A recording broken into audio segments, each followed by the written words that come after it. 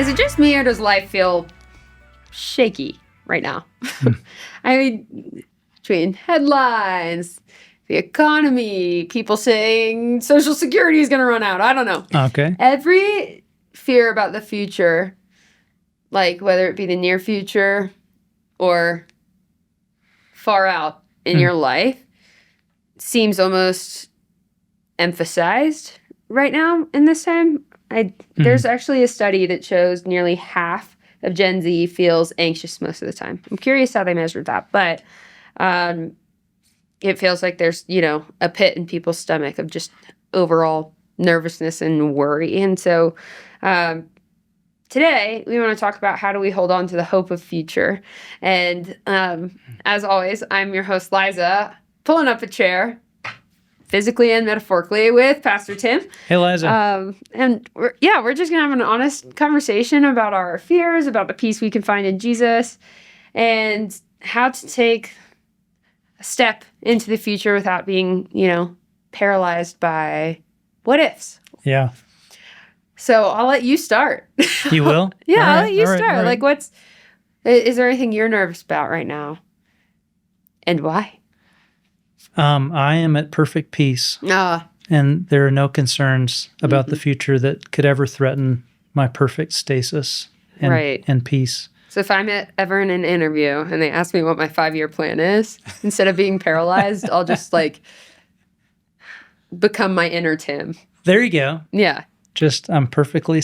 No, of course. Yeah, there's always, right? Mm-hmm. It's always unknowns about the future, things that you worry about. As losing sleep last night, just thinking about places that I'll be, things that I'll need to say, and family, and what's going to happen with this decision or that decision, or what could go wrong with this, and you just you start to catastrophize about the future. And my question is that word anxiety is a big word, and I understand it to be more than worry, more than fear. I understand it to be somewhat debilitating. Yes. So I'm of a different generation than your generation. And when you look at your generation and you say more than half suffer anxiety, do you see that? And what does that look like? Like, what do you say? Okay, do you have friends and you're like, I think you're just nervous. Or sometimes, you are suffering anxiety. I think if you haven't seen the movie Inside Out by Pixar, you should watch it because number 1 or number 2? Number 1 and I haven't even seen 2, so I can't speak to it. But anxious or anxiety, the emotion, speaks to I'm thinking of my older sister in particular. She shout out is constantly calculating how everything could turn into something bad, or and I don't know. I think the word anxiety is used really broadly. I view anxiety as a setback to be able to accomplish things. I think of it as a paralyzing, almost feeling of discomfort, unsettled. Physical. There's a physical. It's and stomach hurts and you feel like a flush over you. At least that's how I can describe it. I am medicated for it, if I'm so honest with you. But it's like a fight to get out of bed because you're scared of what might happen. And you're constantly thinking of all the bad. So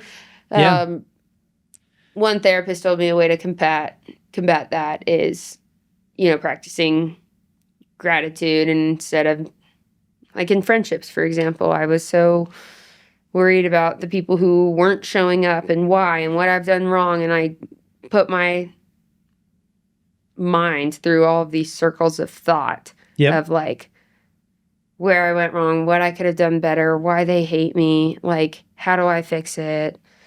And it was your daughter, actually, who made a really sweet point to me. And this was years ago, 2 years ago. She said to me, Liza, you're so focused on who's not showing up and lacking and worrying about who isn't there in your corner, that you're not looking or being present with the people that are here. that are there? And that are, and that like was a hard thing to hear, but a really needed thing to hear. And I just brought this up with her last week. I was like, I need you to know that like stuck with me, and that really mattered to me. But I think anxiety is used almost too loosely now. Maybe in Gen Z, so maybe that's where that study comes from, because everyone's like, oh, I'm anxious. It's like a little cute quirk of mine. Yeah. But it's actually a pretty serious thing that we experience. Like, my older sister lives, and I love her so much, lives in that inside-out anxiety bubble. Okay. And I remember her husband saying to her, man, it would be miserable, while watching this movie, by the way. Man, it would be miserable to live with thoughts like that. Who thinks like that? And Emily was like, me. I do. Yeah. And he was like, that makes so much sense. Because, a lot of their disagreements come from different areas. But she was like, you finally understand me. Like, I don't know how to fix it or turn it off. Well, you do wonder, I mean, as a pastor, and I'm caring for multiple generations and multiple people, and I remember this VeggieTale. You know VeggieTales? Of course. Larry and Bob. Where is my airbrush? Yes. It's a great song. Yep. And there was one about telling a lie, and the lie kind of started out really small. The lie became a little blob, like a little being, like a little monster. And the monster was a living, breathing monster, And as things went on, the lie literally got bigger. Like the monster got bigger and was taking over the whole world and the whole city. And it's like the only way to get rid of it was to tell the truth. And, and it's a very good VeggieTale. I think I would recommend that to anybody. But so there's a piece of me that I never want to minimize mental health issues. I'm not minimizing mental health issues, but you also, I think sometimes I just wonder about how a fear grows into a worry, grows into anxiety, grows into a debilitating problem. And how do you get back to the root and eliminate it? And I say that, but or not eliminate it. I always love the quote. I think it's C.S. Lewis that courage is not the absence of fear, but it's the decision to act in the presence of fear. Right. And so the fear is going to be there. But having said all of that, I think your generation and each rising generation is coming up at a very early age with way too much exposure to horrible information. Totally. And everyone's so cynical. I remember, adds to it. Yeah. Okay, so 6th grade, I was invited to a sleepover, and they wanted to watch a movie called, I've already given you VeggieTales. Now I'm going to give you something else that is the opposite of VeggieTales. Okay. It was called Faces of Death. Right. Do you remember that? No. Okay. I don't. Hey, let's watch. But I did watch horror films with my friends at sleepovers too. Yeah, so. I mean, it's Nightmare on Elm Street, Friday the 13th.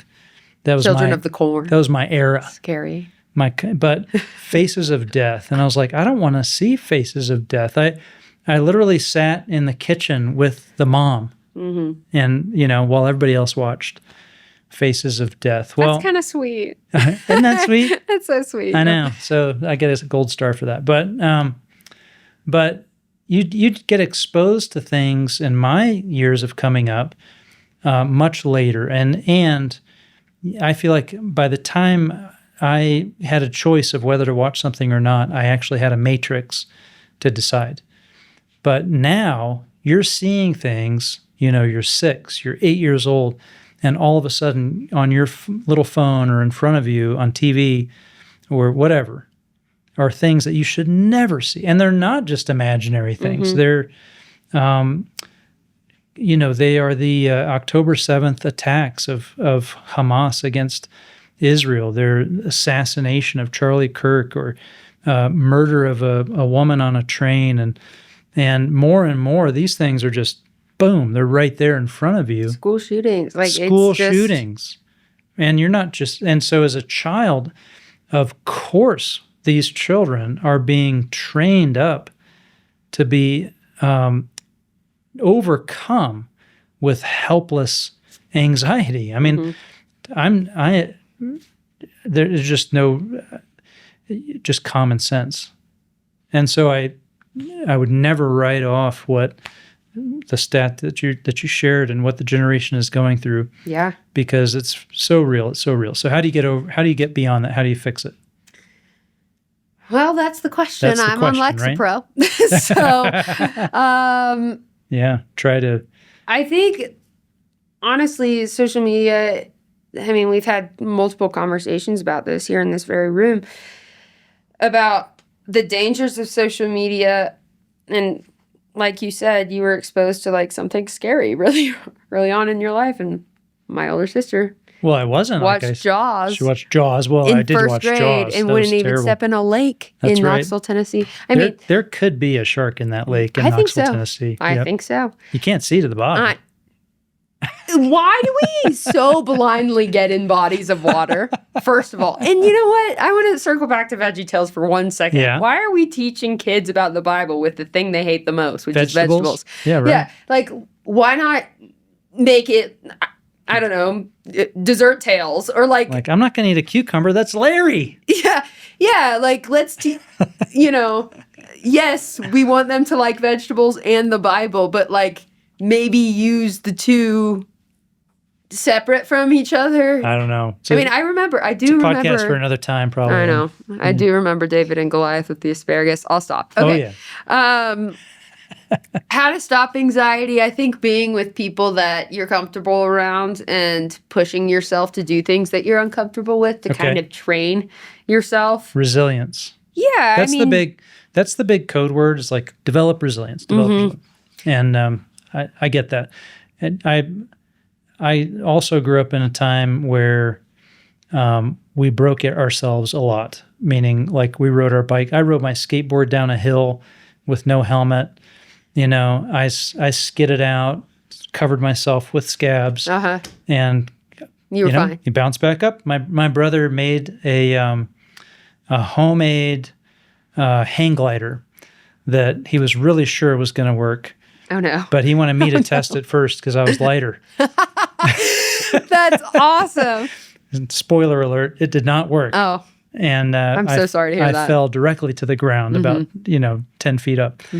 And all that stuff. And it's almost like I think we should go out and get in a crash every day because then you sort of get up and you're like, I'm okay. Okay. That hurt a little.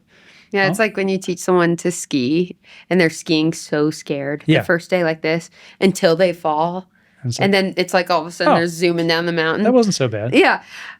Yeah. That's a good example. But it's also like, yes, there's fear of physical harm and there's a way to conquer that by like going out and getting your knee scraped.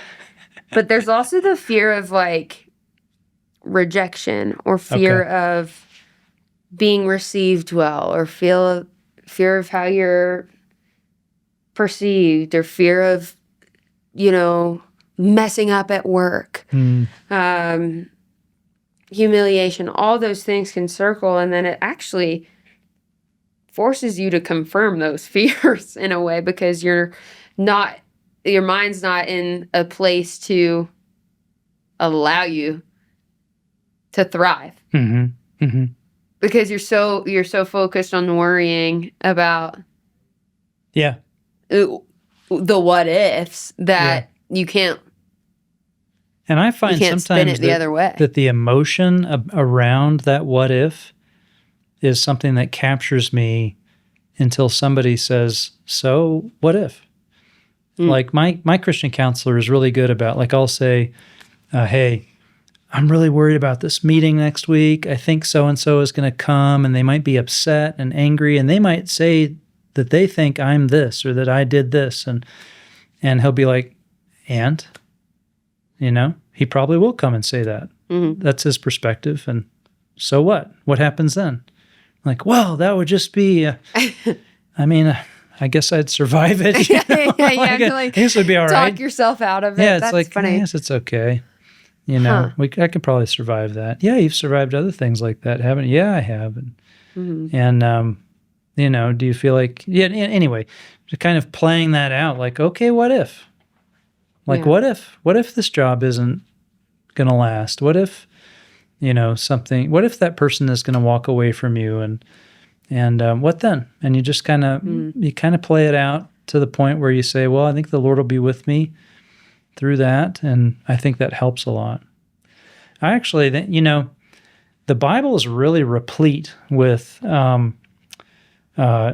awareness of fear and anxiety.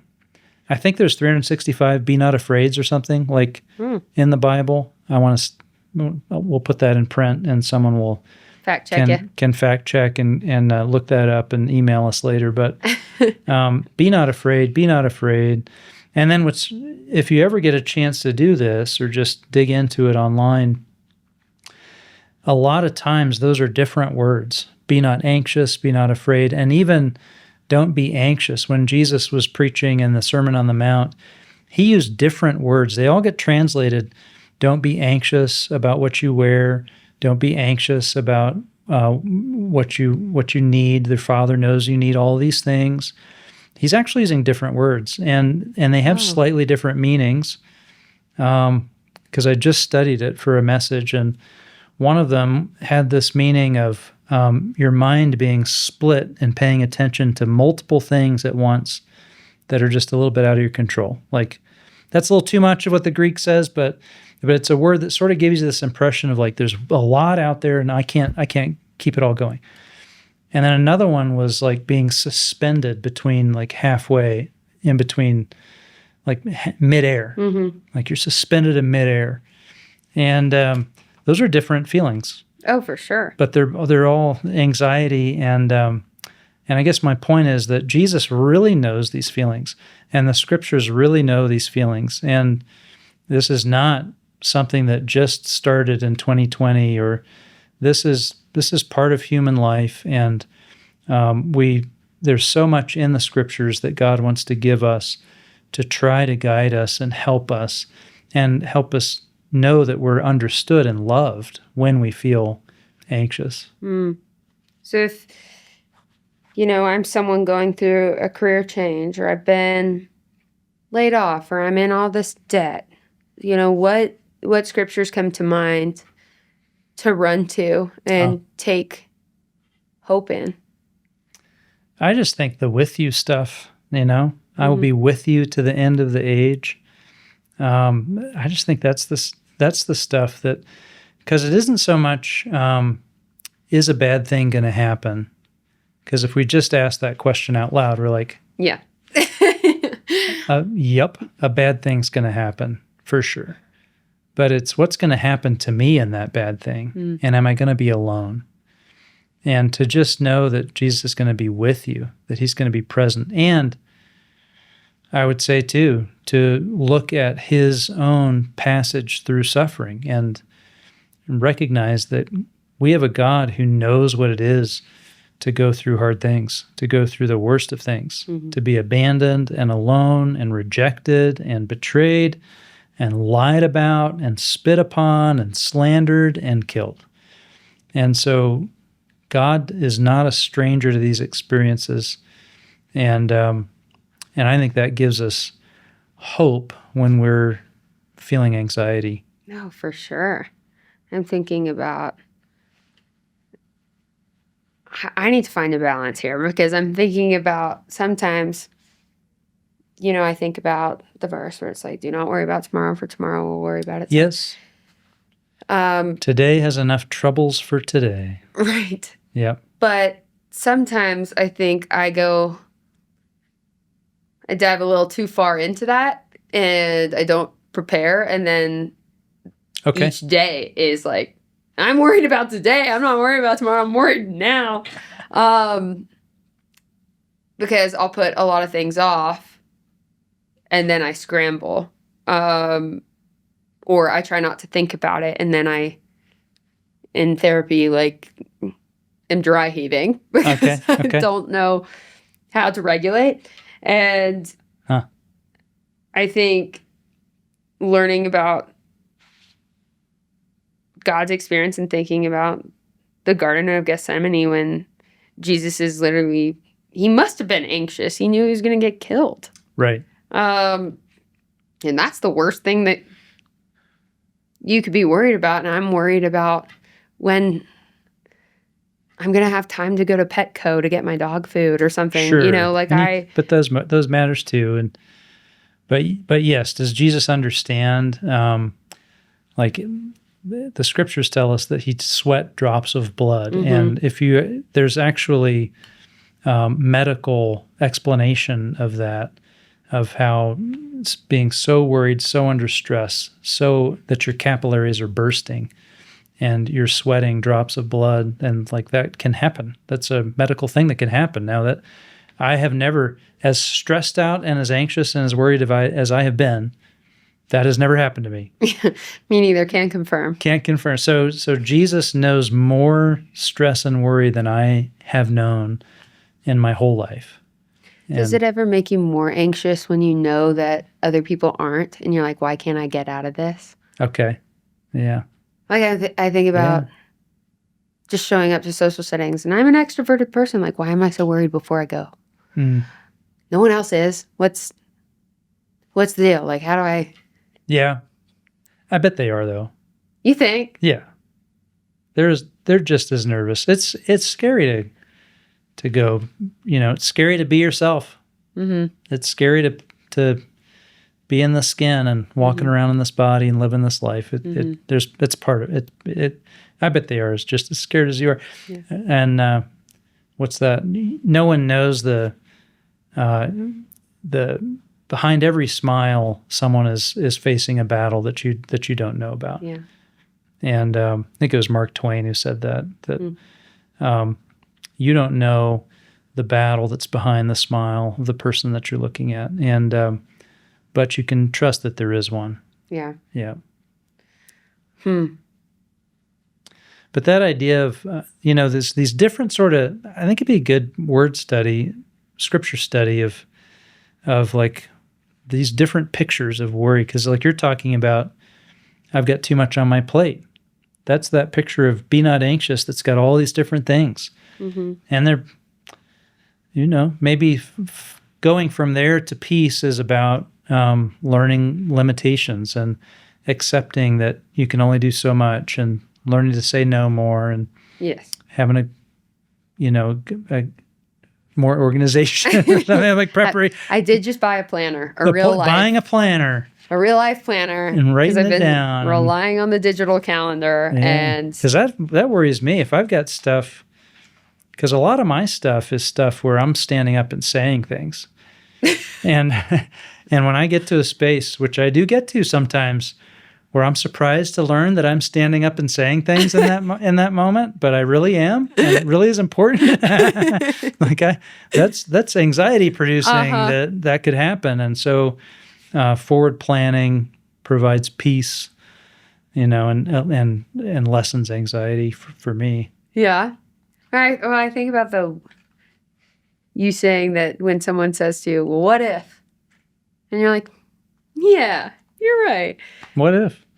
I think about in the trials, I always go back to this, and I reference it a lot. I've never told you this, but you said that Satan tempts, God tests. Okay. And you provided a lot more context than I'm providing right now. But what a joy it is to look back on all these times that I've been scared or conquered really hard things that I wouldn't have changed. They were horrible things that have happened. Yeah. You wouldn't have chosen that at all. I wouldn't have chosen, these traumatic events in my life, but what a joy it is to be where I'm at now and to look back on those and see my growth.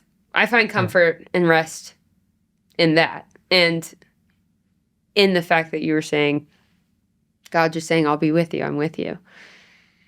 Because I see where he has been with me all along. I just I didn't have my eyes open to it all the time. Right. And I can, isn't that a bummer? I can see I can see God's hand in everything in my life, but it's always in retrospect. In the rearview mirror. Yes.